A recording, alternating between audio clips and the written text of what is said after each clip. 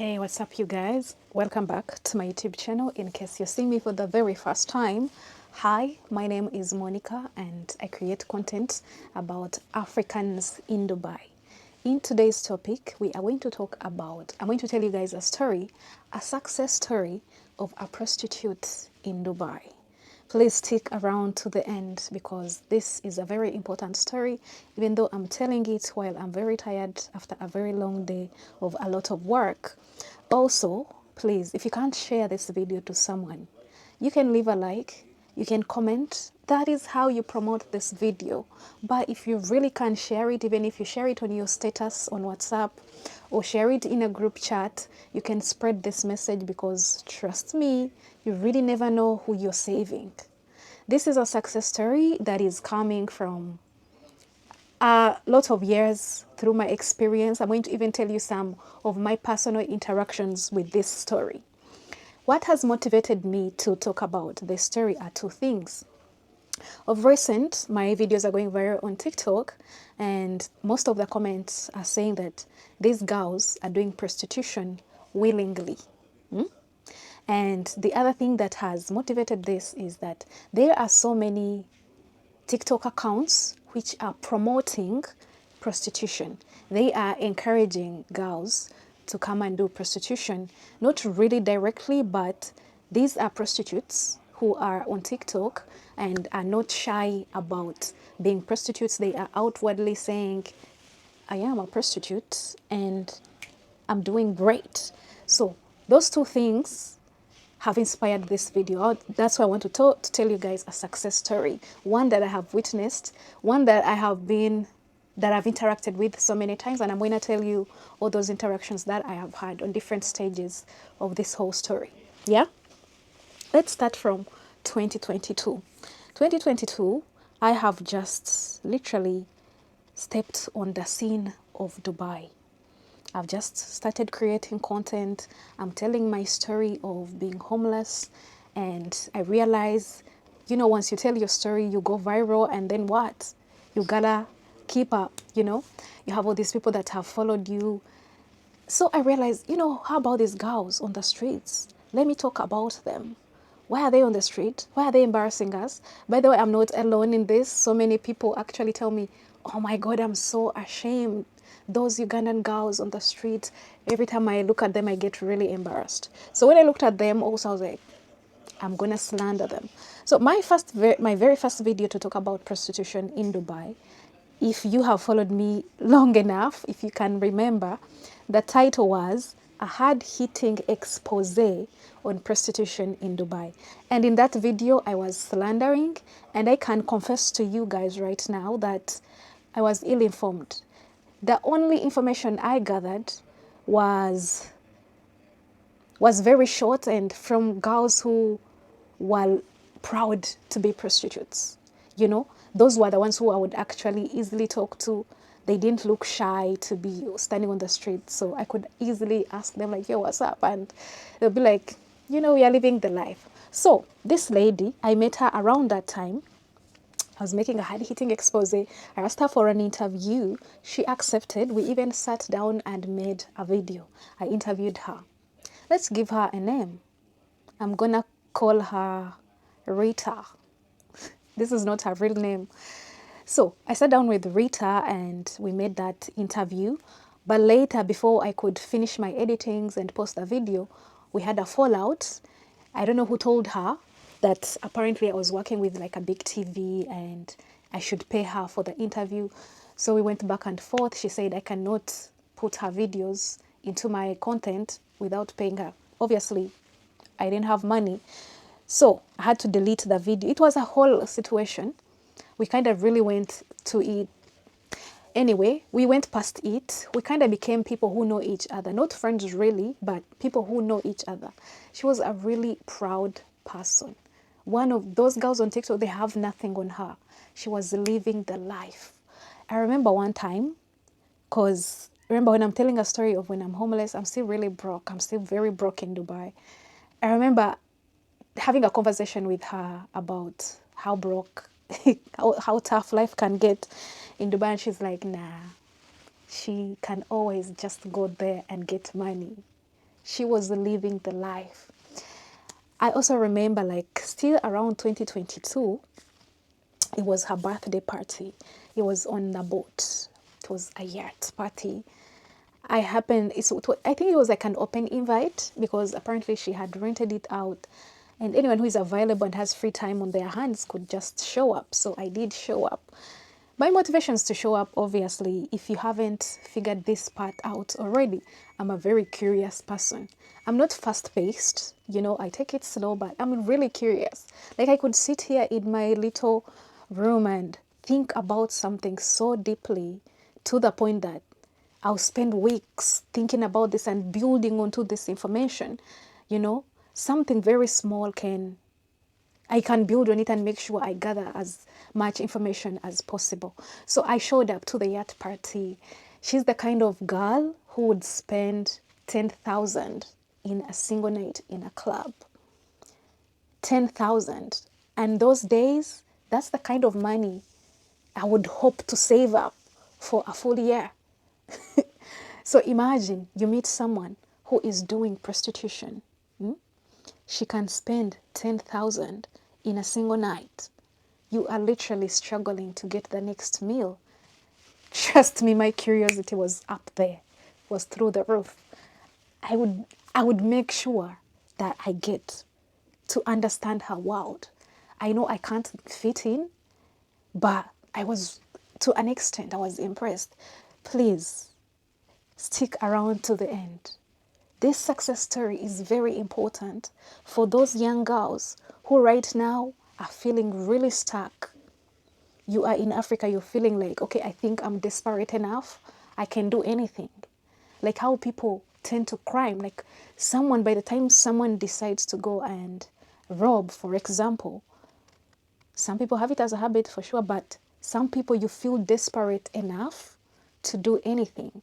And at this point, someone in Africa, a very young girl, is feeling desperate enough to be like, you know what, I think I'll do it. I'll go and do prostitution in Dubai. And when she comes, she's right on the street. She has made her mind up. Like she has embraced this whole thing, this whole new thing, this new life. She has embraced it. This message is important for her because she'll see these girls on TikTok who are fronting what I personally think is a facade. I could be naive, but I truly don't believe that someone can do prostitution and be fully accepting. Anyway, I'm getting so deep. Let's get back to the story. Yacht parties. There's one time, this one obviously I wasn't part of the party. I saw her in a limo. People who rent limos? I don't know how much they rent limos, but she was in a limo. And I don't know what party that one was. I don't know if it was her birthday as well, because I was on her birthday party in 2022. And let's fast forward to 2023. I have talked on this channel time and again that prostitution is illegal. And the police is always moving around, and they will catch you and they are going to arrest you. If you're a girl standing on the streets, the penalty is the 5 years in prison and deportation. 5 years in prison and deportation. Other perpetrators like the pimps, the traffickers, whatever other businesses are in that kind of industry, there are so many fines and so many penalties that are awarded depending on which crime you are falling into. So keep that in mind. Don't think that you'll come do prostitution, make money and get away with it. Nah, I can assure you, no. Even the best of the best end up with this success story. This is the success story. This is the brim of the success stories when it comes to prostitution in Dubai. Rita was living it up. She had the money, 2023, she got arrested and consequently was deported back to Uganda. Now, the whole of 2023, she even made news. She was on TV. She was being talked about. So many TikTokers, influencers, YouTubers, content creators were interviewing her and posting about this. To be honest, I could have, and I remember at some point I clipped someone's video. I downloaded it on TikTok, and I wanted to sit down and kind of tell this story. Like, I knew her, and but I was like, you know what? I think this is so close to home. I mean, I've been here, I've interviewed her before, and then I remembered the whole fiasco that we had, her and I, when I interviewed her and she needed money from me. I was like, this is not worth it. And sometimes it's not like always on the clock of content creation. Sometimes I take a sabbatical of content creation and I focus on other aspects of my life. Yeah. So that time I just let it go. But at that time, when she got deported, she was still looking great. I personally thought she was light-skinned. You see, I'm very dark-skinned, yeah? And Rita was really, I was almost saying her real name, was really light-skinned to the point that you wouldn't tell that she was bleaching. That tells you how much money she was spending on her beauty.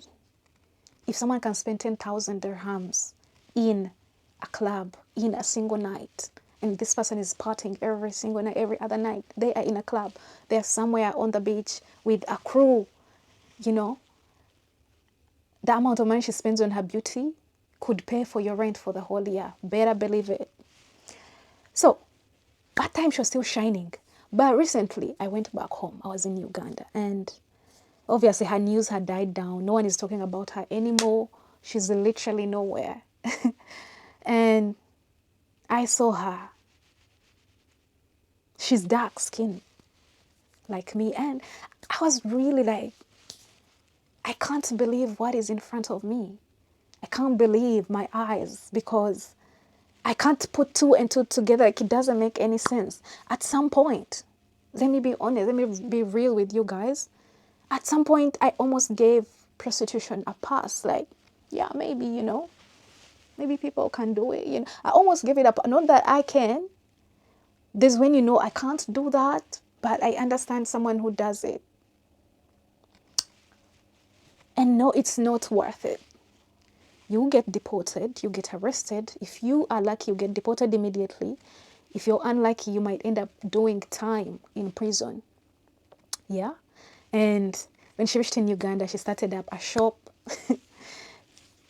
If she has been used to this fast life, this easy money, then where you go on the street and, and now she really has to work hard. She doesn't know anything.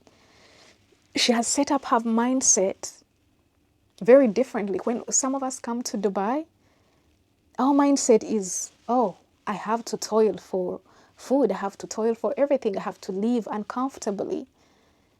She had spent a lot of time not experiencing reality. And that, when that is taken away, because it's always going to get taken away, it's different. So please, if you are a young girl, listen to me. There has to be another way. There really has to be another way. Just drop that thought, get it out of your system. Don't think there's going to be success. That is the only success story there ever will be.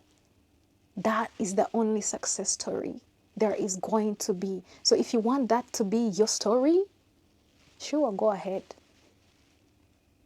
But if you really want a good story, an actual success story, there has to be another way.